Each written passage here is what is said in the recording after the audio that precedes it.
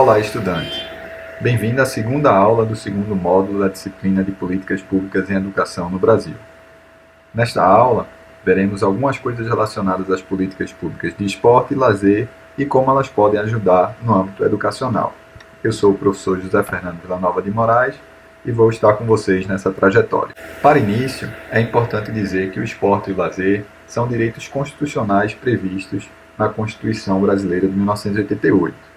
Em seu artigo 6º, a Constituição diz que são direitos sociais a educação, a saúde, a alimentação, o trabalho, a moradia, o esporte, o lazer, a segurança, a previdência social, a proteção à maternidade e à infância e a assistência dos desamparados, na forma que prevê a Constituição. Então, dentro da própria Constituição já se prevê o lazer como um direito social da população. Em seu artigo 217, a Constituição brasileira diz que é dever do Estado fomentar práticas desportivas formais e não formais como direito de cada um, observados esses 3 itens abaixo. 1. A autonomia das entidades desportivas, dirigentes e associações quanto à organização e funcionamento do esporte. E isso a gente vê muito acontecer no Brasil, em que cada esporte tem a sua federação, a sua confederação, e elas que normatizam o funcionamento e a organização dos diversos esportes. A destinação de recursos públicos para a promoção prioritária do desporto educacional e, em casos específicos, para o desporto de alto rendimento. E existem projetos que a gente vai ver mais à frente, desenvolvidos pelo Ministério da Educação, para a promoção do desporto educacional, e também existe repasse de verba para o desporto de alto rendimento. E uma das formas desse repasse, por exemplo, é a partir dos jogos da Loteria da Caixa. Uma parte dos jogos da Loteria da Caixa é destinada ao esporte nacional. E o terceiro item, que seria o tratamento diferenciado para o desporto profissional e o não profissional, justamente para fazer esse distanciamento entre o esporte de alto rendimento, o esporte profissionalizado, e o esporte não profissional, que teria uma característica mais educacional e mais lúdica. Além da Constituição Nacional de 1988, também existem outras leis que regem o esporte no Brasil.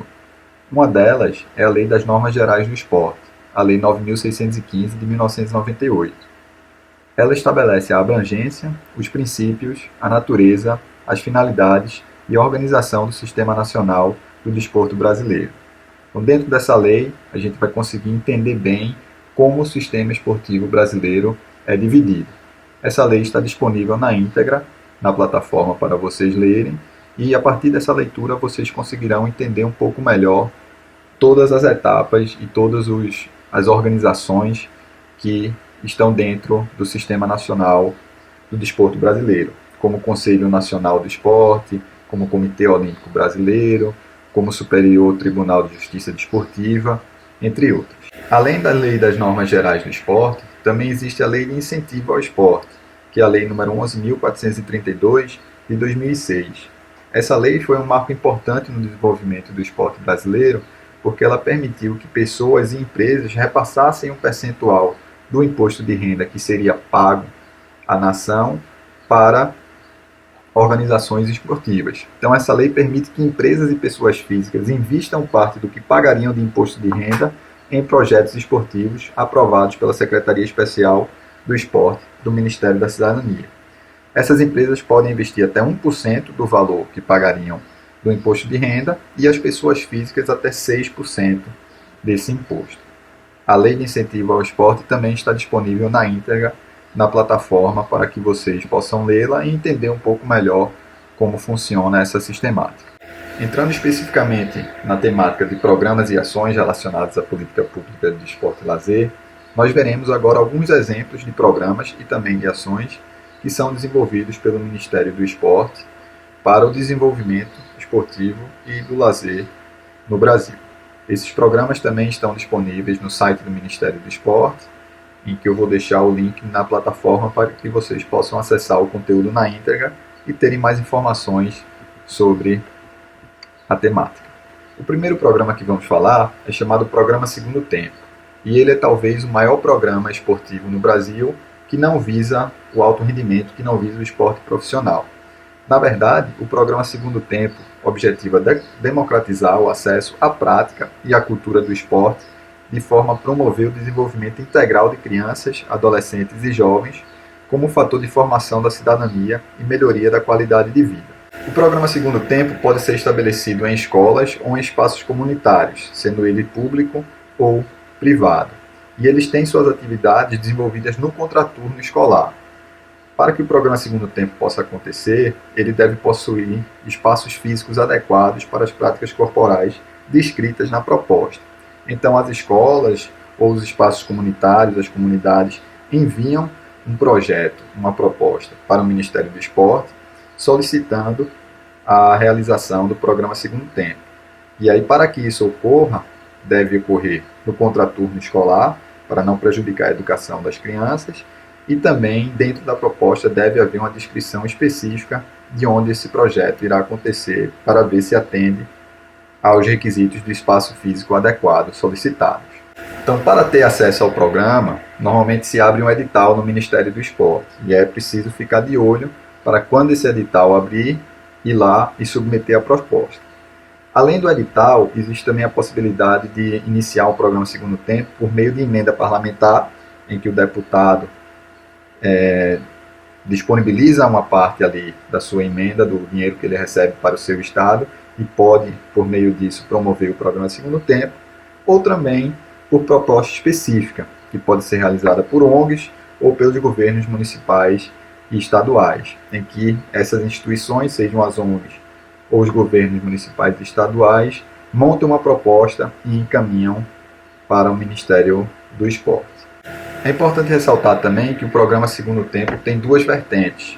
Um é o Segundo Tempo universitário, que é destinado à prática esportiva, especialmente de estudantes universitários, e a outra é o Segundo Tempo para desporto, que é destinado para estímulo da prática esportiva das pessoas com deficiência.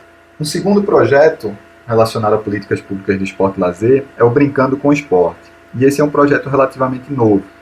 Ele objetiva oferecer crianças e adolescentes de diversas regiões do Brasil, nos 2 períodos anuais de férias escolares, opções de esporte e lazer que preencham o tempo livre. Ou seja, nas férias do meio do ano, de julho ali, e nas férias de final de ano, de janeiro, é possível se fazer o projeto Brincando com o Esporte. E aí, nesses períodos de férias, onde as crianças ficariam mais tempo ociosas, se oferecem atividades esportivas e de lazer. É importante ressaltar aqui que o projeto Brincando com o Esporte tem uma vertente mais educacional, mais lúdica, que não visa treinamento esportivo ou formação de atletas. Então, as atividades devem ter características lúdicas, esportivas, artísticas, culturais, sociais e turísticas.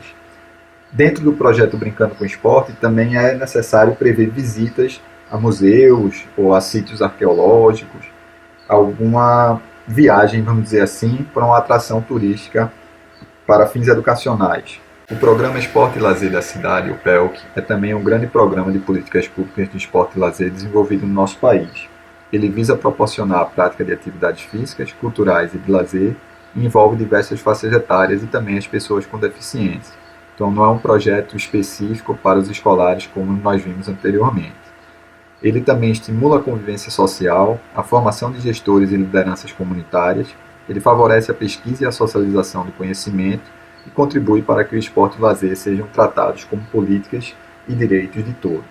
Então, além de ser um projeto prático para disseminar a prática esportiva e de lazer para a população, ele também tem um caráter muito técnico e de pesquisa, para formar gestores, capacitar esses gestores e também na realização de pesquisas com esses projetos. O PELC possui núcleos urbanos, que são voltados aos centros urbanos, e também os núcleos para os povos e comunidades tradicionais, que são voltados para os grupos culturalmente diferenciados, como os indígenas, os quilombolas, as populações ribeirinhas, entre outros. Então, existem níveis de atuação diferentes a partir do núcleo em que o PELC ocorre. Nos núcleos para os povos e comunidades tradicionais, procura-se sempre respeitar essas tradições e incluir as tradições como programa de esporte e lazer dentro dessa comunidade. Para participar do PELC, também é preciso submeter o trabalho a um edital. Então, ficar sempre de olho, ficar sempre acompanhando quando o Ministério do Esporte lança esses editais para poder submeter o seu projeto de programa de esporte e lazer da cidade. Também existe a possibilidade das emendas parlamentares a partir de algum político do seu estado. No desenvolvimento do PELC, estão previstos recursos para a contratação de coordenadores e agentes sociais, que vão ser pessoas capacitadas ali também para auxiliar no projeto, na aquisição de material esportivo, na formação continuada desses agentes, que vão trabalhar ao longo do projeto, e também na compra de itens para eventos relacionados ao projeto. O programa Vida Saudável surgiu inicialmente como uma vertente do PELC. E aí ele surgiu especialmente como uma vertente porque ele é destinado preferencialmente para pessoas idosas. Então ele tem como objetivos implementar e desenvolver núcleos de lazer e de esporte recreativo com atividades sistemáticas e assistemáticas no sentido de garantir direito ao lazer para pessoas idosas. Essas atividades sistemáticas e assistemáticas são caracterizadas a partir de atividades contínuas, como, por exemplo, oferta de atividade física para a população idosa, e assistemáticas como atividades esporádicas, como, por exemplo, mutirão de saúde ou coisas nesse sentido. A participação no programa Vida Saudável também se dá por meio de concorrência nos editais ou emendas parlamentares.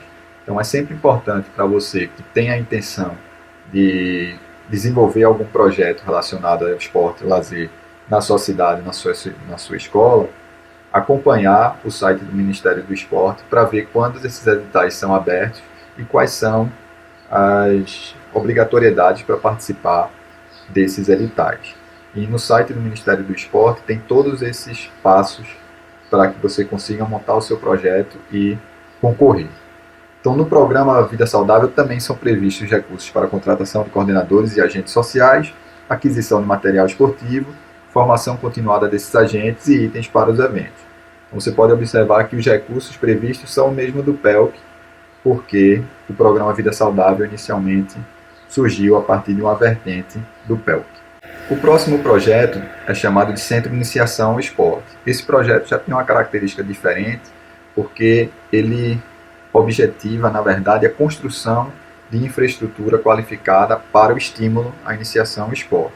Então, ele objetiva ampliar a oferta de infraestrutura e de equipamento público esportivo qualificado, incentivando a iniciação esportiva em territórios de alta vulnerabilidade social das grandes cidades brasileiras. Então, esse projeto integra, num só espaço físico, as atividades práticas de esporte voltadas para o esporte de alto rendimento, na iniciação esportiva, estimulando a formação de atletas entre crianças e adolescentes. Então, os projetos relacionados ao Centro de Iniciação ao Esporte são projetos desenvolvidos para construir centros de iniciação ao esporte. Então, esses centros são construídos e também no site do Ministério do Esporte existem todas as diretrizes, inclusive plantas das quadras, por exemplo, e do espaço físico que é construído. E o objetivo dele é especificamente a formação de atletas. Então, é a iniciação esportiva para a formação de atletas.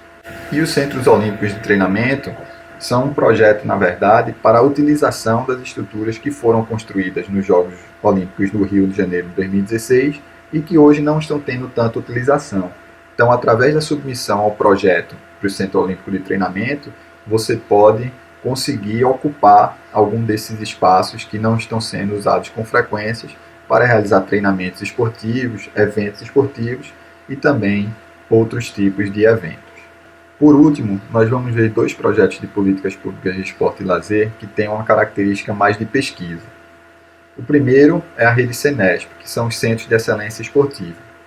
Esses Centros de Excelência Esportiva são laboratórios em universidades que procuram ali avaliar atletas, desenvolver formas de treinamento para atletas e visa especificamente a análise de atletas e pesquisar nessa temática.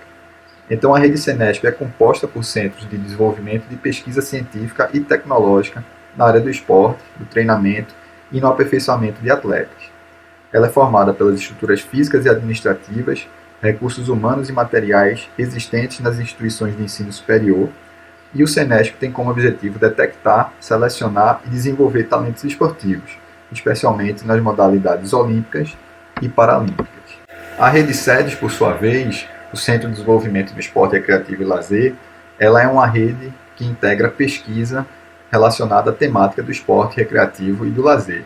Então ela está inserida dentro das ações do PELC, do Programa Esporte e Lazer da Cidade, e estimula a produção e disseminação de conhecimentos voltados para o aperfeiçoamento e a qualificação de projetos, programas e políticas públicas de esporte recreativo e lazer.